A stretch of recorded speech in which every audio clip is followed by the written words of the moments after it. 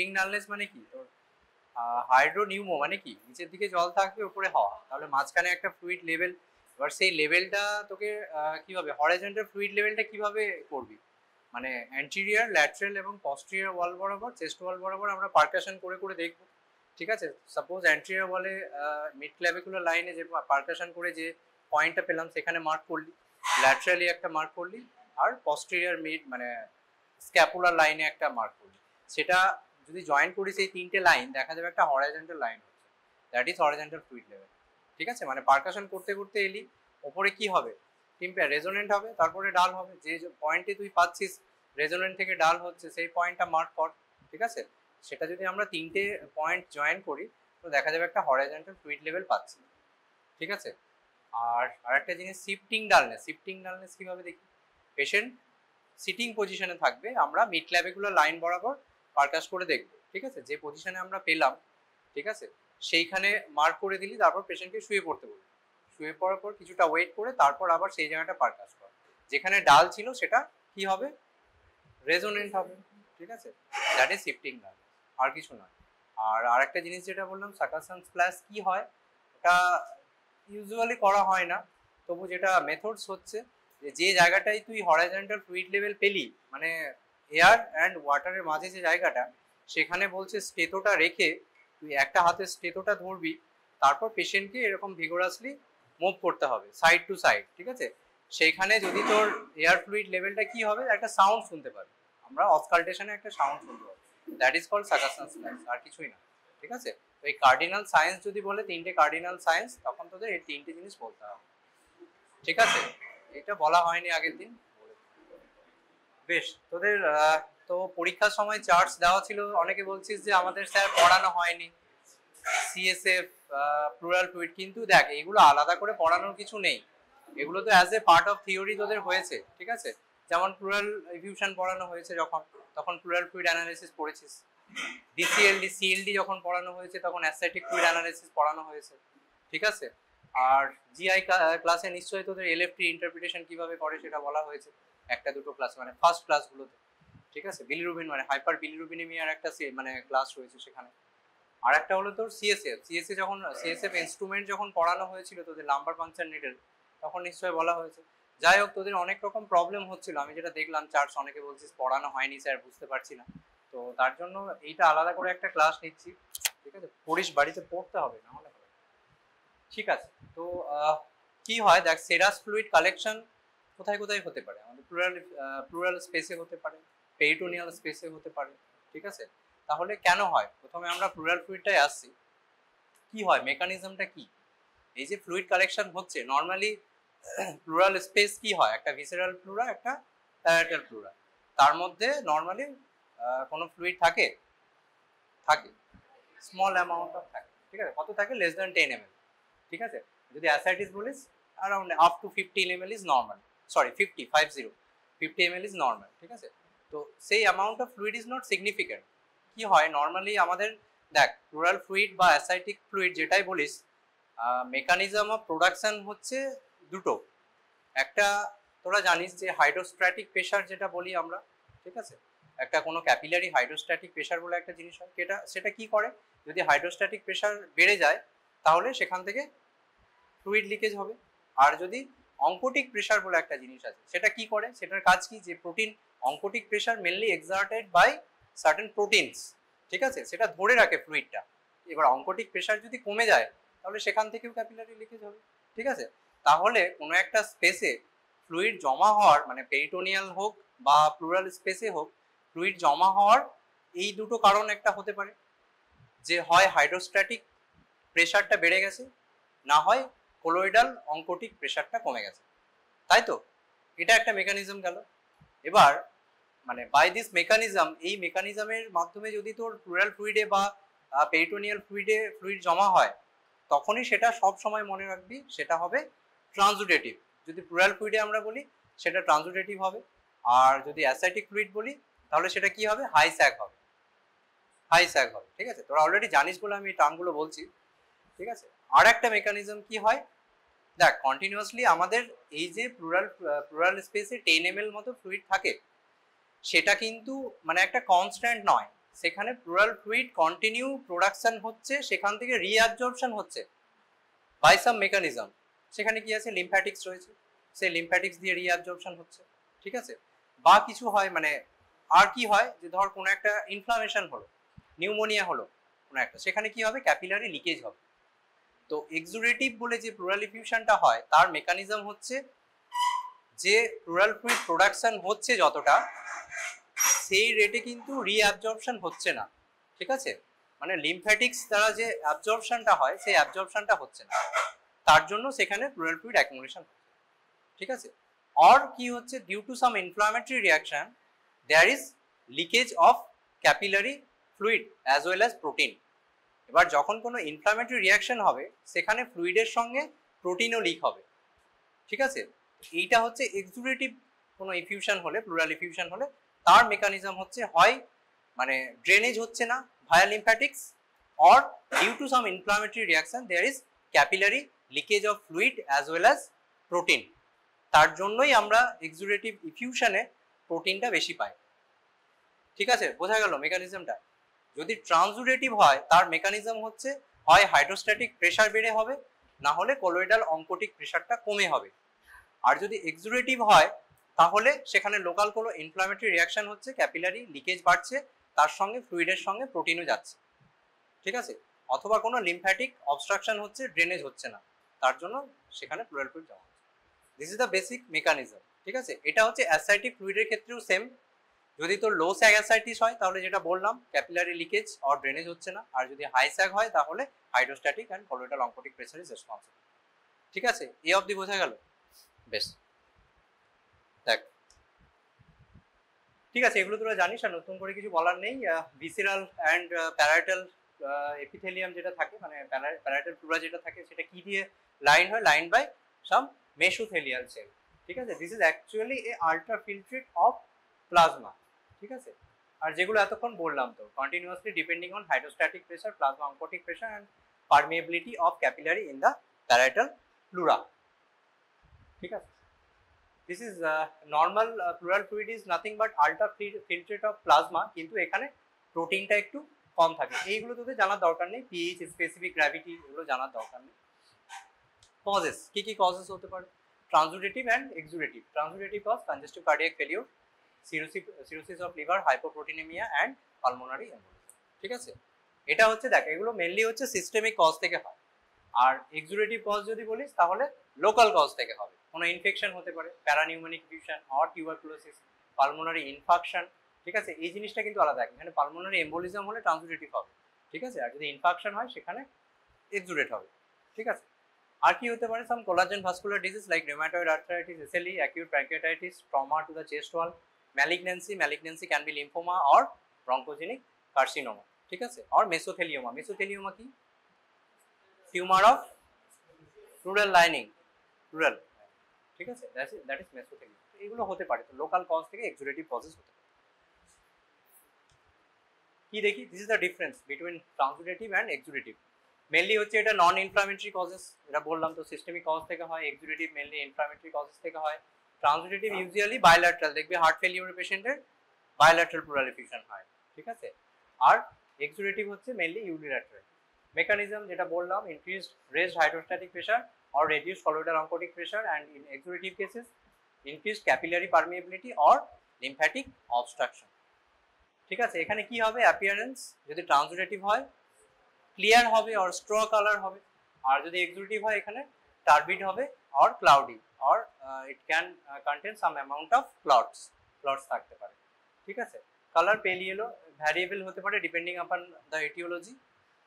PH এগুলো মনে রাখার দরকার নেই। পিএইচটা এখানে কম হয়, স্পেসিফিক গ্র্যাভিটি বেশি হয়। দেখ, মেন ফান্ডা হচ্ছে পিএইচ কম হয় কেন? এখানে হচ্ছে ব্যাকটেরিয়াল, এখানে ইনফিল্ট্রেশন হয়, তার জন্য পিএইচ কম হবে, স্পেসিফিক গ্র্যাভিটি বেশি হবে। মেন যেটা দেখতে হবে তোর প্রোটিন, প্লুরাল ফ্লুইড প্রোটিনটা এখানে বেশি হবে। কেন বেশি হবে বললাম, ঠিক আছে। তো সেখানে আমরা কি দেখা হয়? Plural fluid and serum protein ratio দেখা হয়, ঠিক আছে। Ratio will be more than 0.5। কেন বেশি হচ্ছে? প্লুরাল ফ্লুইডে প্রোটিন বেশি, ঠিক আছে, তার জন্য রেশিওটাও বেশি হবে। 0.5, মোর দ্যান 0.5 হবে। এটা যদি ট্রান্সুডেটিভ হয় লেস দ্যান 0.5 হবে, ঠিক আছে। আরেকটা কি দেখা হয়? এলডিএইচ দেখা হয়। এলডিএইচ বাড়ে কেন?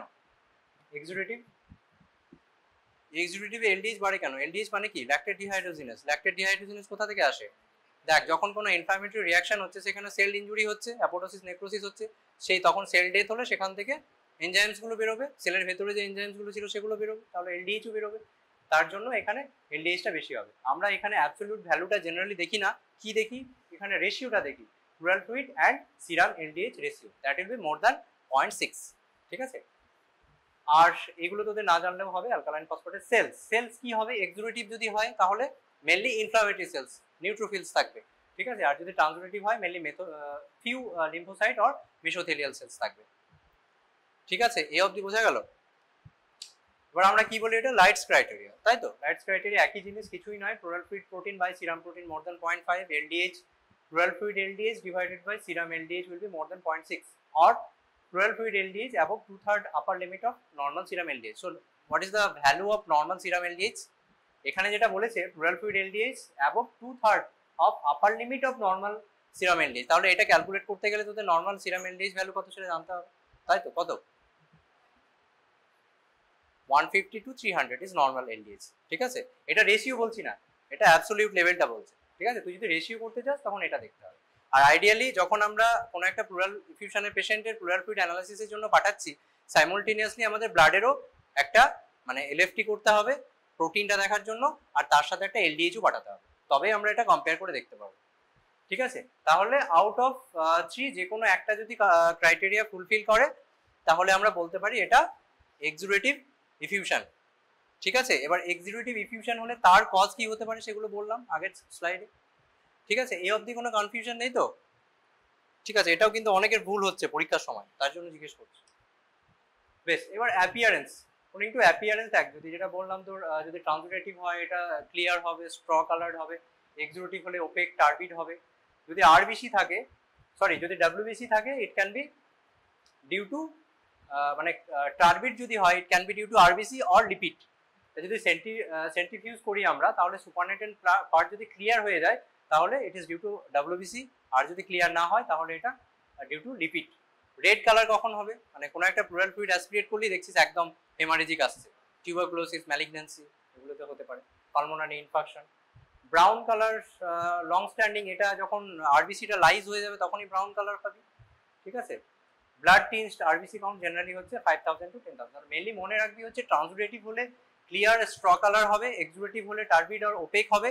ঠিক আছে? আর যদি ব্লাড টিনড বা তোর রেড কালার হয় that can be due to malignancy or tuberculosis or pulmonary infection. ঠিক আছে? বেশ, হোয়াইট কালার চাইলোথোরাক্স হতে পারে, মানে কোলেস্ট্রল অর লিম্ফ্যাটিক অবস্ট্রাকশনের জন্য যেটা হয়। ঠিক আছে? সেটা হতে পারে black colour aspergillus infection, aspergillus niger infection, gold paint like appearance due to তোর মেনলি হচ্ছে রিউম্যাটয়েড আর্থ্রাইটিস। ঠিক আছে? ফুড পার্টিকেলস কোথায় পাবি? যদি ইসোফেজিয়াল রাপচার থেকে সেখান থেকে যদি প্লুরাল ইফিউশন হয় সেখানে ফুড পার্টিকেলস পেতে পারি। কোনো অ্যানারোবিক ইনফেকশন হলে অর্ডার পুপটিট অর্ডার হবে। ঠিক আছে? ইউরিনোথোরাক্স ইউ ক্যান গেট অ্যামোনিয়াকাল অর্ডার। ঠিক আছে? এত কিছু মনে না রাখতে পারলেও মেনলি এই দুটো তিনটে জিনিস তোদের মনে রাখতে হবে। ঠিক আছে?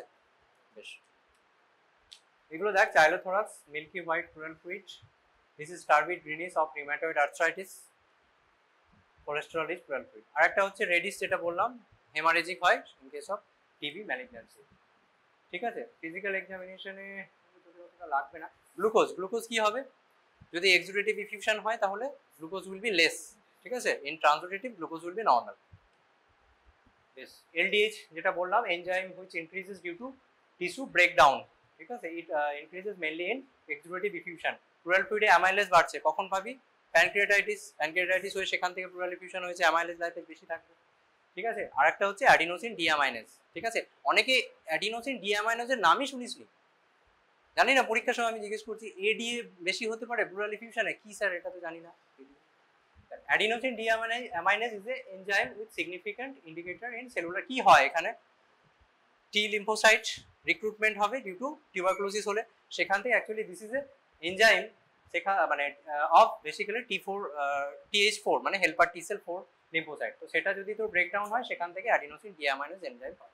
ওই জন্য আমরা টিউবারকুলার ইফিউশনে অ্যাডিনোসিন ডিঅ্যামাইনেজটা বেশি পাই। নর্মাল ভ্যালু কত? More than 40। ঠিক আছে? 40 বেশি হলে that is significant. Okay? Sell count, sell count দেখ মেনলি মনে রাখবি যদি এক্সিকিউটিভ হয় সেল কাউন্টটা ইউজুয়ালি বেশি হবে দ্যান ট্রান্সুডেটিভ, মোর দ্যান 1000 অব্দি হতে পারে সেল কাউন্ট। আর যদি এক্সুডেটিভ হয় সেখানে কোন সেল টাইপ, যদি আমরা বলি কোন সেল টাইপটা প্রিডোমিনেন্ট হবে, নিউট্রোফিল অবভিয়াসলি। আর যদি তোর এক্সুডেটিভ হয় সেখানে ফিউ লিম্ফোসাইট বা মেসোথেলিয়াল সেলস আমরা পেতে পারি, ঠিক আছে, that will be lymphocyte predominant, but cell কাউন্টটা খুব একটা বেশি হবে না in case of transudative diffusion. RBC যেটা বললাম তোদের, যদি কোনো ট্রমা, ম্যালিগনেন্সি আর পালমোনারি ইনফার্ক্ট বা টিউবারকুলোসিস হয় সেখানে আরবিসি পেতে পারি। আর আরেকটা হচ্ছে মাইক্রোবায়োলজিক্যাল এক্সামিনেশন করি আমরা, ঠিক আছে। কি পাঠায় এখানে গল্প করছিস কেন, এই পেছনে বল, কি পাঠায় বলতো, জেডেন স্টেন আর গ্রাম স্টেন পাঠায়, ঠিক আছে। সেটা থেকে যদি ব্যাকটেরিয়াল ইনফেকশন হয়, এক্সুডেটিভ হয়, সেখানে আমরা কিছু পেতে পারি, ফ্লু পেতে পারি। তবে জেনারেলি হচ্ছে ZN stain is positive less than 20% case of pleural TB, okay. আর একটা হচ্ছে কালচার ইজ লেস দ্যান 40%, মানে 40% কেসে তুই কালচার পজিটিভ পেতে পারিস অ্যান্ড 20% কেসে এএফবি পজিটিভ পেতে পারিস, ঠিক আছে। So that is not very sensitive. তখন আমরা কি করি, সিভিন্যাট করতে পারি। সিভিন্যাটের যদিও সেন্সিটিভিটি খুব কম, বা অ্যাডিনোসিন ডিয়ামিনেজ মানে অ্যাডা লেভেলটা দেখতে হবে প্লুরাল ফ্লুইডে, ঠিক আছে। তো basically Ada is very sensitive for plural fluid diagnosis of plural fluid TB, ঠিক আছে। সাইটোলজিক্যাল এক্সামিনেশনে যেটা বললাম, কোনো ম্যালিগন্যান্ট সেলস রয়েছে কিনা, বা তোর মেনলি মেটাস্টাসিস দেখা হয়। কোনো ম্যালিগন্যান্ট সেল আমরা কি পাঠাই, সেল ব্লক প্রিপারেশন, একটা প্লুরাল ফ্লুইড অ্যাসপিরেট করার পর সেখানে সেল ব্লক প্রিপারেশন আমরা পাঠাই। যদি কোনো ম্যালিগন্যান্ট সেল থাকে সেখানে মাইক্রোবায়োলজিস্ট এগুলো আমাদের বলে দেয় যে malignant cell is present or not, ঠিক আছে, বোঝা গেল। নিউট্রোফিল এগুলো আর নতুন করে বলছি না, দেখ কোথায় কোথায় পাবো, bacterial pneumonia, pulmonary infection, pancreatitis, subphrenic abscess, early tuberculosis. এখানে কি হবে, pleural fluid is neutrophilic predominant হবে, এগুলো নিউট্রোফিলস। লিম্ফোসাইট প্রিডোমিনেন্ট কোথায় পাবো, টিউবারকুলোসিস, কোনো ভাইরাল ইনফেকশন, ম্যালিগন্যান্সি হতে পারে, রিউমাটয়েড আর্থ্রাইটিস, এসএলই, ওতে লিম্ফোসাইট প্রিডোমিনেন্ট পাবো, ঠিক আছে, দিস আর লিম্ফোসাইটস। ইউসিনোফিল কোথায় পাবো, ইউসিনোফিলিয়া যদি হয় কোনো পালমোনারি ইনফেকশন বা অনেক সময় হাইপার সেন্সিটিভিটি নিউমোনাইটিসে পেতে পারি, কোনো তোর collagen vascular disorder like rheumatoid arthritis or এসএলইতেও ইউসিনোফিল পেতে পারি, ঠিক আছে। অ্যাডা লেভেল প্লুরাল ফ্লুইড, এটা বিশেষ করে তোর দেখা হয়, আলাদা করে দেখিয়েছে এখানে। Pleural fluid ADA level is increase, mesothelial cell will be less than 5%, diagnosed by mainly AFB culture and pleural biopsy and ADA। বেশ, এটা দেখ, দেখা যাচ্ছে খুব হেজি যদিও। প্লুরাল এখানে হচ্ছে প্লুরাল ডিফিউশন, আমরা লাইটস ক্রাইটেরিয়া ফিট করলাম, যে কোনো একটা তোর ক্রাইটেরিয়া মিলে গেল, তাহলে কি বলবো, সেটা এক্সুডেটিভ বলবো। এক্সুডেটিভ হলে কি অ্যাপিয়ারেন্স দেখবো, অ্যাপিয়ারেন্স যদি পুরুলেন্ট হয়, দ্যাট ক্যান বি এমপাইমা, ঠিক আছে, then we can go for Gram stain culture. যদি এটা ব্লাডি হয় তাহলে কি হবে, malignancy, lung infection, traumatic tap হতে পারে, we can go for cytology and D-dimer for pulmonary embolism, ঠিক আছে। যদি মিল্কি হোয়াইট হয়, দ্যাট ইজ চাইলাস অ্যাসাইটিস, এখানে কি দেখবো আমরা, লিপিড, দ্যাট ইজ ট্রাইগ্লিসারাইডটা দেখতে হবে, ঠিক আছে। যদি ওপেক অর টার্বিড হয়, it can be due to parapneumonic effusion. আচ্ছা, প্যারা নিউমোনিক ইফিউশন মানে কি, তখন থেকে তো বলছি প্যারা নিউমোনিক ইফিউশন মানে, হ্যাঁ বল, নিউমোনিয়া, হ্যাঁ, মানে as a complication of pneumonia there is some accumulation of fluid in the pleural space, ঠিক আছে।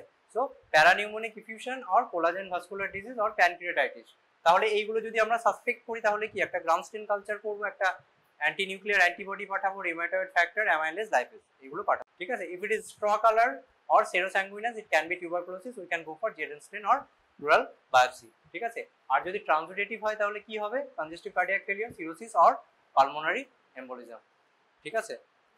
তাহলে এরকম একটা তোদের পরীক্ষার সময় চার্টে যদি দিয়ে দেয় যে এরকম একটা প্লুরাল ফ্লুইড অ্যানালিসিসের মধ্যে প্লুরাল ফ্লুইডের তোর কালার দিয়ে দিল, ঠিক আছে, সেখান থেকে অ্যাপিয়ারেন্স কি রকম, ব্লাড স্টেন আছে কিনা সেটা দিয়ে দিল, তারপরে এরকম তোর একটা এলডিএইচ ভ্যালু দিল, আর হচ্ছে প্রোটিন ভ্যালু দিল। প্রোটিন হচ্ছে in both in LFT and plural fluid protein. সেখান থেকে লাইটস ক্রাইটেরিয়া ফিট করে বলতে পারবি তো যে এটা ট্রান্সুডেটিভ নাকি এক্সুডেটিভ, ঠিক আছে। তো তাহলে এই তুই যদি এটা ডিফারেন্সিয়েট করতে পারিস যে ট্রান্সুডেটিভ নাকি এক্সুডেটিভ, তাহলে তো মোটামুটি কজগুলো তো ক্লিয়ার হয়ে গেল। সেখান থেকে যদি কিছু সাপোর্টিভ ওখানে দেওয়া থাকে যে এডিএ ইজ রেজড, বা সেখানে দেখা যাচ্ছে যে ট্রাইগ্লিসারাইড বেশি, বা আদার কোনো ক্লু থাকে, সেখান থেকে তুই ডায়াগনোসিসটা করে দিতে পারবি, ঠিক আছে। প্লুরাল ফ্লুইড নিয়ে আর কোনো কনফিউশন নেই তো। দেখ, পেরিটোনিয়াল ফ্লুইড, এখানে মেকানিজম যেটা বললাম তোদের একই জিনিস, ঠিক আছে। লো স্যাগ হাই স্যাগ তোদের পরীক্ষার সময় পড়েছিল, অলমোস্ট সবাই লিখেছিস এবং একই রকম লিখেছিস, ঠিক আছে। তো কজ কি, একটা হচ্ছে ট্রান্সুডেটিভ আর সরি হ্যাঁ ট্রান্সুডেটিভ এক্সুডেটিভ বলতে পারিস, কিন্তু আমরা এখানে ওই স্যাগ ক্যালকুলেট করে আমরা বলবো কি কি কজ আছে। যদি ট্রান্সুডেটিভ হয় chronic liver disease, congestive cardiac failure, hypoproteinaemia, আর যদি এক্সুডেটিভ হয় ব্যাকটেরিয়াল পেট্রোনাইটিস, মানে লোকাল যদি কোনো কজ হয় সেখানে সেটা হচ্ছে তোর এক্সুডেটিভ কজ, ঠিক আছে। ম্যালিগনেন্সি হতে পারে, লিম্ফোমা, হেপাটোমা, মেটাস্টেটিক কার্সিনোমা, কোনো প্যানক্রিয়াটাইটিস হতে পারে, ঠিক আছে, কোনো rupture of gallbladder, biliary peritonitis, any kind of peritonitis, ঠিক আছে, এটা হতে পারে। এবার আমাকে বল স্যাগটা কিভাবে ক্যালকুলেট করবি, সিরাম অ্যাসাইটিস অ্যালবুমিন গ্রেডিয়েন্ট, ঠিক আছে। আচ্ছা তোদের এই প্রসিডিওর গুলো তোদের আগের ব্যাচে বলেছিলাম এই ব্যাচে যে প্রসিডিওর গুলো এমনি আমাদের তো অ্যাসাইটিস পেশেন্ট আসে, প্লুরাল ডিফিউশনের পেশেন্ট আসে, তো সেরকম হলে তোদের সিআরকে ইনফর্ম করে দেবো। প্রসিডিওর গুলো তোদের কিন্তু দেখতে হবে, ঠিক আছে, আর এদের সুবিধা হয় তোদের, মানে এটা তোদের সিলেবাসেও আছে এবং দেখতে হবে। বিশেষ করে হচ্ছে তোর paracentesis, ascitic fluid collection, pleural fluid collection and CSF যদি স্কোপ হয়, পেশেন্ট যদি থাকে, এই তিনটে প্রসিডিওর কিন্তু তোদের দেখতে হবে। সিএসএফ লাম্বার পাংচার, ঠিক আছে। বেশ, তাহলে আচ্ছা যদি এটা আগের মতোই প্লুরাল ফ্লুইডের মতোই যদি এখানে তোর টার্বিড হয় তাহলে due to some local causes, কোনো লোকাল কজ থেকে হতে পারে, ম্যালিগন্যান্ট সেলস থাকতে পারে, প্রোটিন থাকতে পারে। যদি ব্লাডি হেমারেজিক হয় তাহলে কি হবে, ট্রমাটিক ট্যাপ হতে পারে, ম্যালিগনেন্সি হতে পারে, মিল্কি অর চাইলাস অ্যাসাইটিস যদি হয় ডিউ টু লিম্ফ্যাটিক অবস্ট্রাকশন হতে পারে, ঠিক আছে। প্রোটিন দেখ এটা কিভাবে করি আমরা, সিরাম অ্যাসাইটিস অ্যালবুমিন গ্রেডিয়েন্ট, মানে সিরামে যেটা অ্যালবুমিন আছে তার থেকে মাইনাস করবো অ্যাসাইটিক ফ্লুইডে যেটা অ্যালবুমিন রয়েছে, কত হবে, হাই স্যাগ কি বলবো, যদি মোর দ্যান ইকুয়ালস টু 1.1 হয় that is high SAAG, and low SAAG হচ্ছে লেস দ্যান ইকুয়ালস টু 1.1, ঠিক আছে। হাই স্যাগ অ্যাসাইটিসের কজ কি, cirrhosis of liver, congestive cardiac failure, constrictive pericarditis, Budd Chiari syndrome, আর কোনো লিভার মেটস যদি হয় সেখান থেকেও আমরা পেতে পারি, ঠিক আছে। Low SAAG ascites, tubercular peritonitis আর pancreatitis, nephrotic syndrome. Nephrotic syndrome কিন্তু লো স্যাগ অ্যাসাইটিসের কজ, ঠিক আছে। পরীক্ষার সময় তোরা লিখেছিস দেখলাম, বেশ ভালো ছক করে লিখেছিস যে high SAAG low protein, low SAAG low protein, এরকম লিখেছিস, ভালো, ঠিক আছে। তো কি কজ বলতো, লো স্যাগ লো প্রোটিন একটা কজ বল, low SAAG low protein ascites, nephrotic syndrome, nephrotic syndrome. আর যদি হাই স্যাগ, হ্যাঁ হাই স্যাগ লো প্রোটিন হয় তাহলে লেট বার্চিয়ারি, মানে আর্লি স্টেজে প্রোটিনটা ঠিকঠাক থাকে, লেট স্টেজে সেটা কমে যায় প্রোটিন, ঠিক আছে। বেশ, তাহলে এগুলো তো তোরা জানিস। আচ্ছা অ্যামাইলেজ কখন পাবো, অ্যাসাইটিক ফ্লুইডে যদি প্যানক্রিয়াটাইটিস হয়, বিলিরুবিন যদি কোনো বিলিয়ারি পেরিটোনাইটিস হয় then we can get bilirubin, ঠিক আছে। আর একটা এসবিপি স্পন্টেনিয়াস ব্যাকটেরিয়াল পেরিটোনাইটিস তোদের শর্ট নোট আসে, কি ডেফিনিশন কি বল, মোর দেন কত 250, আচ্ছা ঠিক আছে। যদি total leukocyte count more then 500 হয়, তার মধ্যে আউট অফ দিস যদি অ্যাবসলিউট নিউট্রোফিল কাউন্ট 250 এর বেশি হয় then we can call it spontaneous bacterial peritonitis, but without any source of secondary infection, ঠিক আছে। কোনো সেকেন্ডারি ইনফেকশন মানে এটা হচ্ছে তোর পলিমাইক্রোবিয়াল নয়, মানে সিঙ্গেল ব্যাকটেরিয়া থেকে ইনফেকশন হয়, ঠিক আছে, সেটা বলতে হবে। আচ্ছা মাইক্রোবায়োলজিক্যাল এক্সামিনেশনে আমরা যদি এসবিপি সাসপেক্ট করি সেখানে একটা কালচারের জন্য পাঠাতে পারি, and sensitivity is around 85%। Cytological examination for malignancy যেটা প্লুরাল ফ্লুইডের জন্য বললাম, same as ascitic fluid but detected only in 40 to 65% of cases.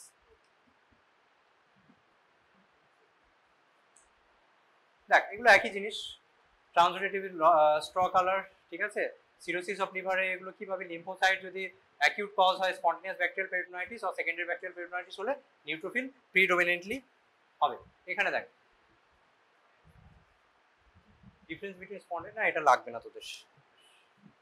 বেশ ঠিক আছে, প্লুরাল ফ্লুইড আর অ্যাসাইটিক ফ্লুইড অবধি ঠিক আছে তো, কোনো কনফিউশন নেই তো। নেক্সট হচ্ছে তোর সিএসএফ। সিএসএফটাতে অনেকের প্রবলেম হচ্ছে, কি হয় নর্মাল ভ্যালুগুলো বলতো, সিএসএফ এর প্রোটিন ভ্যালু কত, নর্মাল সিএসএফ প্রোটিন ভ্যালু কত, হ্যাঁ 45, 40 to 85, আর glucose 15 to 40, 15 to 45 is normal, okay glucose. আর যদি প্রোটিন বলিস 45 to 80 almost, this is normal value, ঠিক আছে। তো এখানে দেখ, এখানে তোকে ডিফারেন্সিয়েট করতে হবে mainly viral, tubercular and bacterial, ঠিক আছে, এই তিনটে থেকে ডিফারেন্সিয়েট করতে হবে। অনেক সময় যদি এডিএ দেওয়া থাকে ভালো, সেখান থেকে আমরা টিউবারকুলার বলতে পারবো, অ্যাপিয়ারেন্স দেখেও বলতে পারবো। কিন্তু মেন জিনিস হচ্ছে প্রথমে কি দেখবি, প্রথমে হচ্ছে দেখ গ্লুকোজটা প্রথমে দেখে নে। বল, কিছু বলছিস? হ্যাঁ, কি হবে?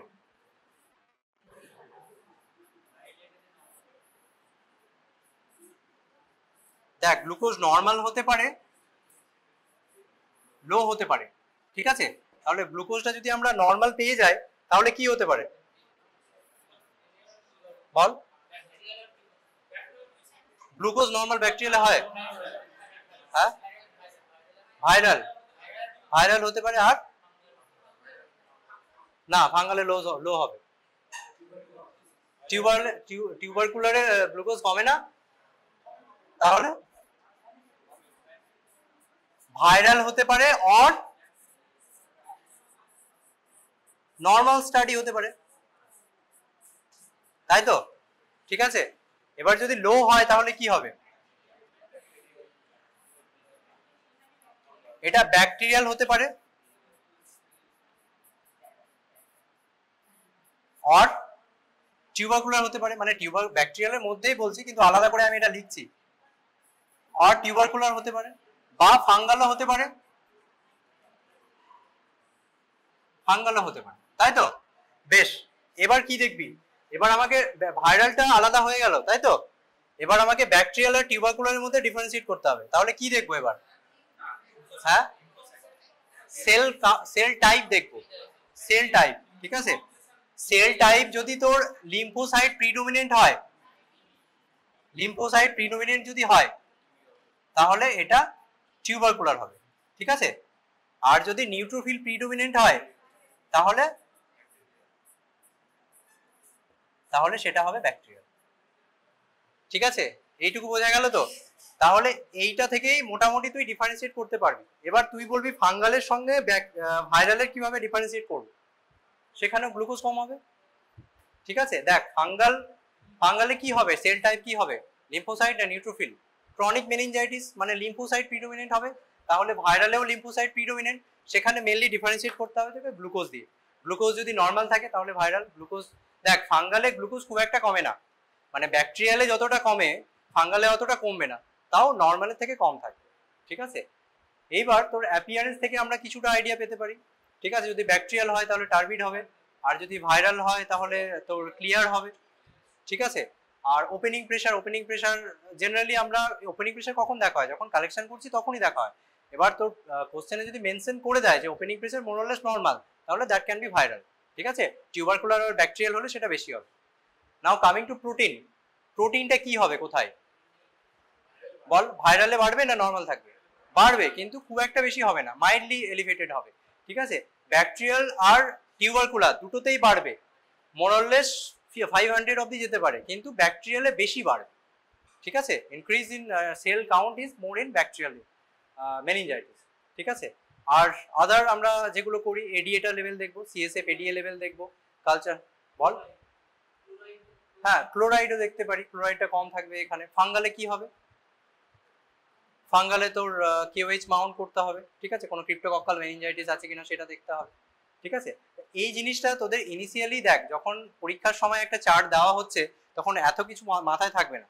তো এরকম একটা ফ্লো চার্ট যদি তোদের মাথায় থাকে যে গ্লুকোজটা নর্মাল হলে আমাদের নর্মাল থাকতে পারে বা ভাইরাল থাকতে পারে, ভাইরাল হতে পারে। যদি গ্লুকোজ লো হয় তাহলে আমরা কি বলবো, ব্যাকটেরিয়াল, টিউবারকুলার অর ফাঙ্গাল। তারপরে আমরা সেল কাউন্টটা দেখে, সেল টাইপটা দেখে নিলাম। যদি লিম্ফোসাইট প্রিডোমিনেন্ট তার সঙ্গে এডিএ লেভেল দেওয়া থাকলো মোর দ্যান 40, ঠিক আছে? তাহলে সেটা আমরা ডেফিনেটলি বলে দিতে পারি যে টিউবারকুলার, ঠিক আছে? আর যদি ব্যাকটেরিয়াল হয় সেখানে নিউট্রোফিল প্রিডোমিনেন্ট হবে। ফাঙ্গাল যদি হয় সেখানে গ্লুকোজটা কম থাকবে, তাহলে এটা ব্যাকটেরিয়ালের সঙ্গে আমরা ডিফারেন্সিয়েট করতে পারি, ঠিক আছে? এটা নিয়ে কোনো কনফিউশন নেই তো? বেশ, নেক্সট হচ্ছে তোর এলএফটি ইন্টারপ্রিটেশন। এলএফটিতেও তাই, অনেকে বলছিস পড়ানো হয়নি স্যার। যাই হোক, দুটো জিনিস মনে রাখবি, এলএফটিতে আমরা কি দেখি, শুধু একটা তোদের ক্রাইটেরিয়া দেওয়া থাকে, মানে কোনো ক্লিনিক্যাল সিনারিও দেওয়া থাকে, তারপর একটা এলএফটি রিপোর্ট দেওয়া থাকে, ঠিক আছে? জেনারেলি যেটা হয়, তো সেখানে তোদের দেখতে হবে যে আইসোলেটেড বিলিরুবিন এলিভেশন হচ্ছে, মানে এলএফটি কি কি কম্পোনেন্ট থাকে, একটা বিলিরুবিন, সেটা টোটাল বিলিরুবিন, ডিরেক্ট ইনডিরেক্ট হয়ে গেল। আর একটা হচ্ছে এনজাইমস, এনজাইমস এর মধ্যে কি থাকে, ALT AST অ্যালানিন অ্যাসপার্টেট ট্রান্সামাইনেজ হয়ে গেল। অ্যালকালাইন ফসফেটেজ GGT টা নরমালি তোদের LFT তে থাকে না, GGT দেওয়া থাকে না, ঠিক আছে। আর কি থাকে? অ্যালবুমিন, প্রোটিন অ্যান্ড অ্যালবুমিন থাকে, ঠিক আছে। আর একটা পার্ট যেটা তোদের দেওয়া থাকে না সেটা কি? P time, prothrombin time and INR, সেটাও কিন্তু একটা এলএফটির পার্ট, কিন্তু নরমালি আমরা এখানে দেওয়া থাকে না। তো আমাদের দেখতে হবে যে শুধু আইসোলেটেড বিলিরুবিন এলিভেশন হচ্ছে নাকি বিলিরুবিনের সঙ্গে তোর এনজাইমস গুলো এলিভেটেড হচ্ছে, ঠিক আছে। এবার যদি আইসোলেটেড, এখানে দেখ আইসোলেটেড বিলিরুবিন এলিভেশন যদি থাকে মানে টোটাল বিলিরুবিনটা বেশি, এবার আমরা দেখবো সেটা ডিরেক্ট নাকি ইনডিরেক্ট, কনজুগেটেড নাকি আনকনজুগেটেড। কনজুগেটেড কিভাবে বুঝবো? ডিরেক্ট বিলিরুবিনটা তোর টোটাল বিলিরুবিনের কত পার্সেন্টেজ সেটা বের করতে হবে, ঠিক আছে। মানে টোটাল বিলিরুবিন একটা দেওয়া আছে, সেখানে দেখে নিলি তো ডিরেক্ট বিলিরুবিনটা যদি মোর দ্যান 15% হয়, 15, দ্যাট ইজ ডিরেক্ট, ঠিক আছে, মানে কনজুগেটেড। আর যদি লেস দ্যান 15% হয় দ্যাট ইজ আনকনজুগেটেড, ঠিক আছে। মানে এটা ক্যালকুলেট করতে গিয়ে আমরা ইনডিরেক্ট বিলিরুবিনটা দেখবো না, শুধু ডিরেক্ট বিলিরুবিনটা দেখবো, সেটা টোটাল বিলিরুবিন কত পার্সেন্টেজ হচ্ছে। যদি মোর দ্যান 15% হয় আমরা বলে দেবো এটা কনজুগেটেড হাইপারবিলিরুবিন, ঠিক আছে। তাহলে দেখ এখানে ডিরেক্ট যদি মোর দ্যান 15% হয় তাহলে আইসোলেটেড বিলিরুবিন এলিভেশন আর কোনো এনজাইম এলিভেশন নেই, তাহলে সেটা কি হতে পারে? ইনহেরিটেড ডিসঅর্ডার, ডিজে সিনড্রোম আর রোটর সিনড্রোম, ঠিক আছে। এটা একটা গেল। এরকম পেশেন্ট অনেক সময় আমরা আউটডোরে পাই যে মাঝে মাঝে ও এলএফটি রিপোর্ট করে যে আমার স্যার জন্ডিস আছে, কিন্তু ওর এলএফটি রিপোর্টে দেখি আমরা যে কোনো এনজাইমস এলিভেশন নেই, শুধু বিলিরুবিনটা একটু বেশি, তার সঙ্গে মানে প্রিডোমিনেন্টলি হচ্ছে কনজুগেটেড হাইপারবিলিরুবিনেমিয়া, পেশেন্টের কোনো সিমটমস নেই, ঠিক আছে। তো এটা আমরা স্ট্যাম্প করি যে patient is having DJ syndrome or rotor syndrome, ঠিক আছে। এবার যদি তোর আনকনজুগেটেড হাইপারবিলিরুবিনেমিয়া হয়, ঠিক আছে, ইনডিরেক্ট হাইপারবিলিরুবিনেমিয়া হয়, মানে কি? ডিরেক্টটা less than 15%, it can be due to some inherited disorder like CJ syndrome or Gilbert syndrome, ঠিক আছে। সেম অ্যাজ যেটা বললাম তোদের, অনেক সময় অ্যাসিমটোমেটিক হয় পেশেন্ট, শুধু আইসোলেটেড আনকনজুগেটেড হাইপারবিলিরুবিনেমিয়া নিয়ে আসে, তখন সেটাকে আমরা তোর গিলবার্ট সিনড্রোম বলে স্ট্যাম্প করি। আর কি হতে পারে? সাম ড্রাগস, রিফাম্পিসিন বা প্রোবেনেসিড ড্রাগস থেকে হতে পারে। আর কি হতে পারে? Isolated unconjugated hyperbilirubinaemia, any kind of hemolytic disorder, hemolytic anemia can present with unconjugated, isolated unconjugated hyperbilirubinemia, ঠিক আছে। যদি আইসোলেটেড কনজুগেটেড হাইপারবিলিরুবিনেমিয়া হয় তাহলে ডিজে সিনড্রোম আর রোটর সিনড্রোম, আর যদি আইসোলেটেড আনকনজুগেটেড হয় তাহলে সেটা গিলবার্ট সিনড্রোম, টিগলার লেজার হতে পারে, ড্রাগস হতে পারে বা হিমোলাইটিক ডিসঅর্ডার হতে পারে, ঠিক আছে। এটা গেল, ক্লিয়ার তো? বেশ, এবার যদি তোর বিলিরুবিনের সঙ্গে এনজাইমস গুলো এলিভেটেড হয় তাহলে আমাদের দেখতে হবে যে AST ALT এলিভেশনটা বেশি নাকি অ্যালকালাইন ফসফেটেজটা বেশি, ঠিক আছে। যদি AST ALT এলিভেশন বেশি হয় তাহলে সেটা কি ভাবতে হবে?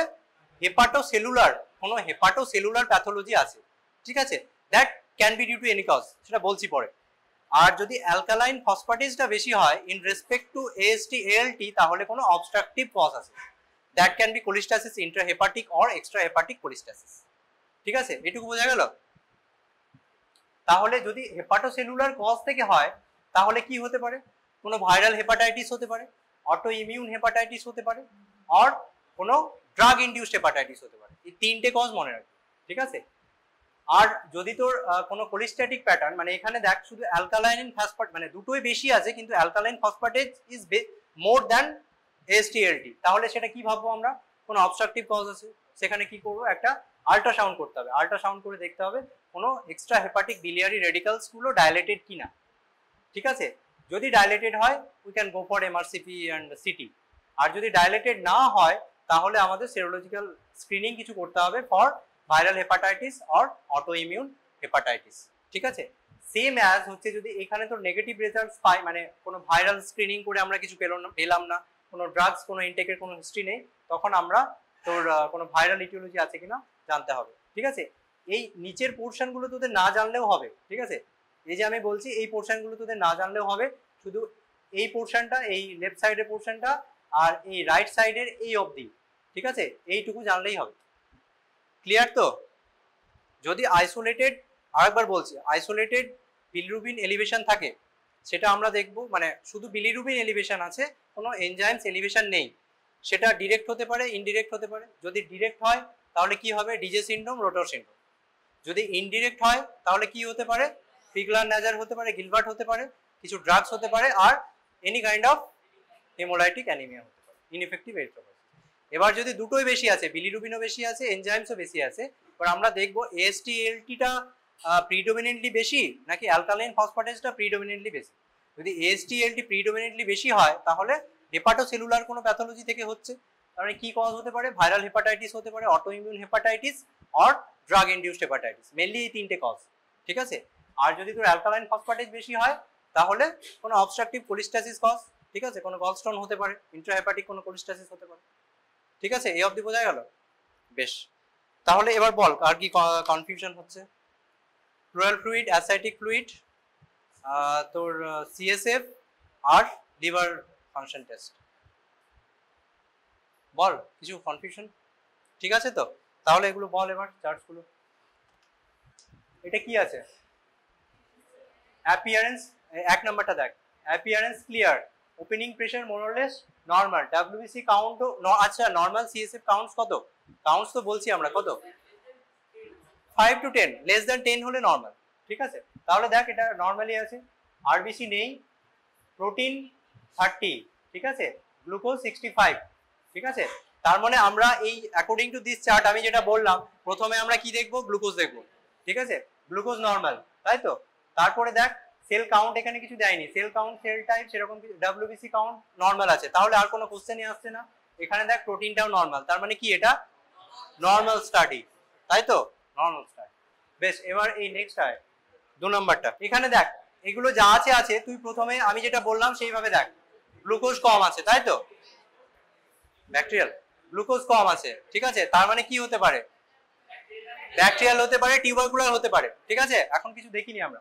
এরপরে দেখ সেল টাইপটা দেখ, নিউট্রোফিল, তার মানে ব্যাকটেরিয়াল, তোর বাকিগুলো না দেখলেও হবে, ঠিক আছে, হলো। এবার দেখ 3 নাম্বারটা দেখ, এটা কি হচ্ছে দেখ, গ্লুকোজ কত? গ্লুকোজটা কম আছে, 40 ইজ নরমাল, ঠিক আছে। সেল টাইপ হচ্ছে কত? লিম্ফোসাইট, তাহলে টিউবারকুলার। এবার দেখ এই দুটো জিনিস দেখছি তো, বাকিগুলো মিলিয়ে নিবি জাস্ট, ঠিক আছে, হলো। এটা দেখ গ্লুকোজ নরমাল, ঠিক আছে, সেল টাইপ হচ্ছে দেখ লিম্ফোসাইট আছে, ঠিক আছে। এখানে কি, তার মানে কি হতে পারে? এটা ভাইরাল হতে পারে। প্রোটিন দেখ মাইল্ডলি এলিভেটেড, ভাইরাল মেনিনজাইটিসে প্রোটিন মাইল্ডলি এলিভেটেড হতে পারে, তাহলে এটা ভাইরাল, তাই তো। বেশ, এটা দেখ এখানে কি আছে? গ্লুকোজ দেখ নরমাল আছে, তাই তো। আর সেল টাইপ কি বলেছে? লিম্ফোসাইট, ঠিক আছে। কিন্তু এখানে দেখ প্রোটিনটা বেশি আছে, প্রোটিনটা বেশি আছে, অথচ এখানে কালচার গ্রাম স্টেনে কোনো এ নেই, ঠিক আছে। তাহলে এটা কি হতে পারে? হ্যাঁ, ভাইরাল হতে পারে বা ফাঙ্গাল হতে পারে, ঠিক আছে, ভাইরাল আর ফাঙ্গাল। তোরা যদি এক্স্যাক্টলি বলতে না পারিস ডিফারেন্সিয়াল বলতে পারিস, কারণ এখানে ফাঙ্গাল এই কারণেই বলছি, দেখ প্রোটিনটা একটু বেশি, ঠিক আছে, ভাইরালেও বাড়ে কিন্তু এতটা বাড়ে না। তো এক্স্যাক্ট কজ যদি না বলতে পারিস, ডিফারেন্সিয়াল একটা বলতে পারিস, sir it can B viral or fungal, ঠিক আছে, বোঝা গেল?